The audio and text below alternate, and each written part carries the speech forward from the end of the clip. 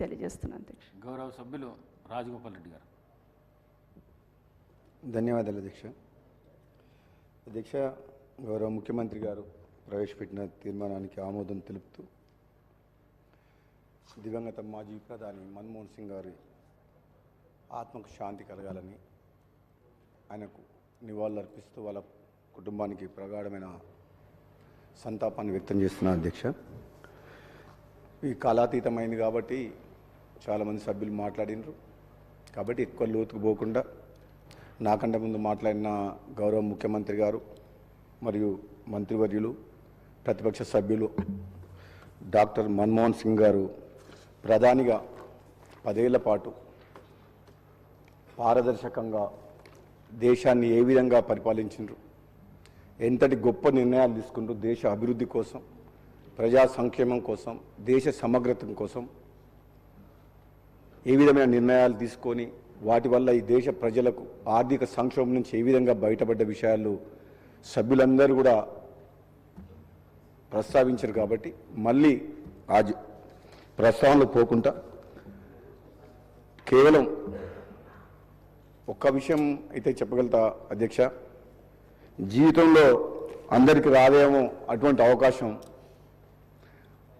మన్మోహన్ సింగ్ గారు ప్రధానమంత్రిగా ఉన్నప్పుడు 2009 నుంచి 14 వరకు పార్లమెంట్ సభ్యునిగా ఉండడం, పార్లమెంట్ చరిత్రలోనే మీ పార్లమెంటు నా సహచర పార్లమెంట్ సభ్యులందరం కలిసి తెలంగాణ గొంతు వినిపించి 5 ఏళ్ల పాటు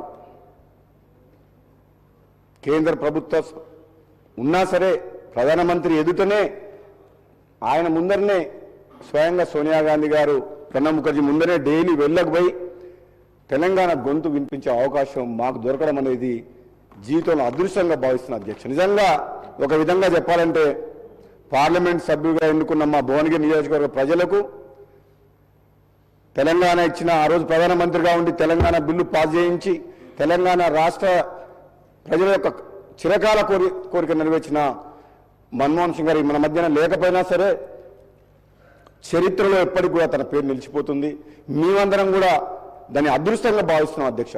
మాలాంటి వ్యక్తులం ఆ రోజు యువకులుగా తెలంగాణ ఉద్యమం నడుస్తుంటే ఎన్నో సందర్భాల్లో ఒక చాలా ఇంపార్టెంట్ బిల్స్ చర్చ నడుస్తుంటే కూడా ప్రధానమంత్రి గారు కూడా మేము ఎంత పోయి ఇక్కడ ఎంతోమంది చనిపోతున్న నేపథ్యంలో ఉద్యమం తీవ్రంగా ఉంటే వెళ్ళకపోతే కూడా ఒక్కరోజు కూడా వారించలేదు అధ్యక్ష. ప్రధానమంత్రి గారు కానీ, సోనియా గాంధీ గారు కానీ, ప్రణబ్ ముఖర్జీ గారు కానీ, మిగతా సభ్యులు కానీ ఒక్కరోజు కూడా వారించలేదు. ఎందుకంటే నిజంగా ఉద్యమం ఆ విధంగా ఉండే, ఆ రాజు పరిస్థితులు ఆ విధంగా ఉండే. పార్లమెంట్ సభ్యులను తెలంగాణకు సంబంధించిన 12 మందిని ఎప్పుడు కూడా తెలంగాణ జరుగుతున్న ఎప్పటికప్పుడు వాళ్ళ కళ్ళకు అద్దినట్టు 5 ఏళ్ల పాటు మేము మా గొంతు వినిపిస్తుంటే ఏనాడు కూడా ఒక్క మాట చెప్పలేదు అధ్యక్ష. ఎన్నో సందర్భాల్లో మా బాధ తెలుస్తేందుకు ఇక తెలంగాణలో ఉన్న పరిస్థితులు ఎప్పటికప్పుడు ప్రధానమంత్రి గారికి తెలియజేసే అవకాశం మాకు దొరికేది అధ్యక్ష. ఎప్పుడు అపాయింట్మెంట్ అడిగినా మేము ఎంపీలం పోయి కూర్చొని మాట్లాడితే నిజంగా గొప్ప మా మహానుభావుడు మన మధ్యన లేకపోయినా సరే ఆయన మా బాధ వినేవాడు అధ్యక్ష. తక్కువ మాట్లాడినా సరే చాలా సందర్భాల్లో మేము 15 నిమిషాలు 20 నిమిషాలు అన్నీ ఎప్పటికప్పుడు వింటుంటే ఒక్క మాట మాట్లాడేది, తప్పకుండా మీకు న్యాయం జరుగుతుంది అనే మాట మాత్రం ఒకటే మాట అధ్యక్ష. ఎప్పుడు ఆ మాట అనేవాడు అధ్యక్ష. అన్నిటికంటే ఇంకా అదృశ్యమైంది అధ్యక్ష ఇంకొక విషయం, ఎక్కువ సమయం తీసుకోను. 2014లో తెలంగాణ వచ్చిన తర్వాత పార్లమెంట్ ఎన్నికల సందర్భంగా నాకు మా పార్టీ ఇన్ఛార్జ్ దిగ్విజయ్ సింగ్ గారు ఫోన్ చేశారు అధ్యక్ష. మరి మన్మోహన్ సింగ్ గారు ప్రోగ్రాం తెలంగాణలో పెడదామనుకుంటున్నారు, డిసైడ్ అయింది, ప్రైమ్ మినిస్టర్ ఒక్కసారి ప్రోగ్రాంకి వస్తాడు, మరి అందరూ ఎవరిని అడిగినా కానీ మరి రెడీ లేరు, వేరే పేర్లు చెప్తుండ్రు, మరి నువ్వు చేయాలి, నీకు అత్యంత సన్నిహితుడు కదా అని చెప్పి.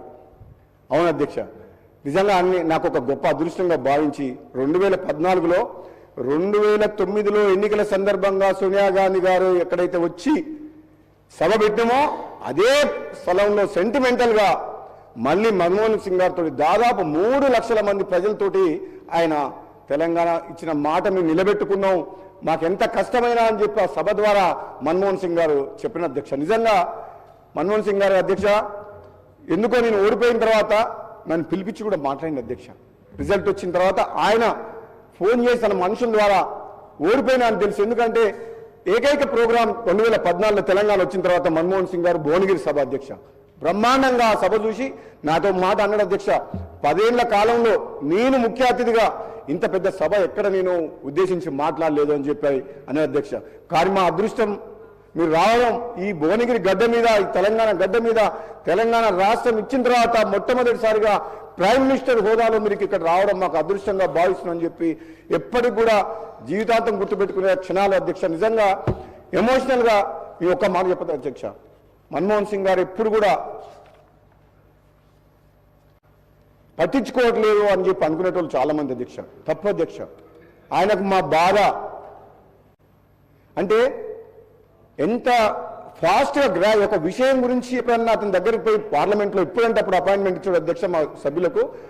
ఒక 2 నిమిషాలు చెప్పగానే నాకు మీ బాధ అర్థమైంది, మీరు వేచి ఉండండి మీ సమయం కోసం, ఇప్పుడు గవర్నమెంట్ ఆఫ్ ఇండియాలో సెంట్రల్లో మీకు అన్ని పరిస్థితులు తెలుసు కదా, సహకరించండి, మాకు సమయం వచ్చినప్పుడు మీకు తప్పకుండా న్యాయం చేస్తామన్న మాట పదే పదే ఎన్నిసార్లు కలిసినా ఆ మాట అన్న అధ్యక్ష. ఆ మహానుభావ నాయకత్వంలో ప్రధానమంత్రిగా తెలంగాణ రావడం అనేది నిజంగా అదృష్టం.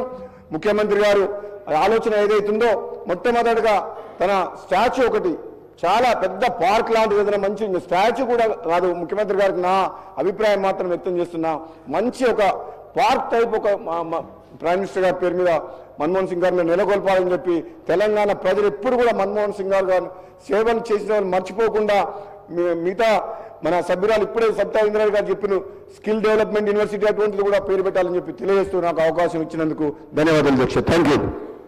గౌరవ సభ్యులు ప్రశాంత్ రెడ్డి గారు.